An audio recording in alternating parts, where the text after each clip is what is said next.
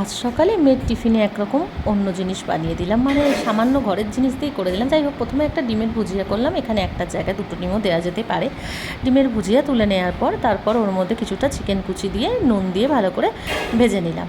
তো ওটাকেও ভেজে তুলে রেখে দেবো।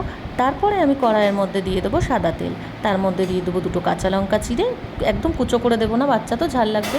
এবার পেঁয়াজ দিয়ে দেবো, দিয়ে একটু নাড়াচাড়া করার পর গাজর, ক্যাপসিকাম, বিনস কুচি দিয়ে দেবো, দিয়ে একটু নুন দিয়ে ভালো করে ভাজতে থাকবো। এতে কিন্তু আমি হলুদ দেবো না। আর অনেকটা ভাজা হয়ে গেলে তার মধ্যে আমি দিয়ে দেবো ওই যে ভেজে রাখা মাংসটা আর হচ্ছে ডিমের ভুজিয়াটা। তারপরে দিয়ে দেবো 2 হাতা ভাত, তারপরে একটু প্রয়োজন মতন চিনি, আর তার মধ্যে দিয়ে দেবো হাফ চামচ হচ্ছে চাট মশলা আর হাফ চামচ বিরিয়ানি মশলা, দিয়ে খুব ভালো করে নাড়াচাড়া করে নেবো। শেষে একটু ঘি দিয়ে দেবো, দিয়ে ভালো করে নাড়াচাড়া করে নিলে রেডি হয়ে যাবে আমার মেয়ের স্কুলের টিফিন।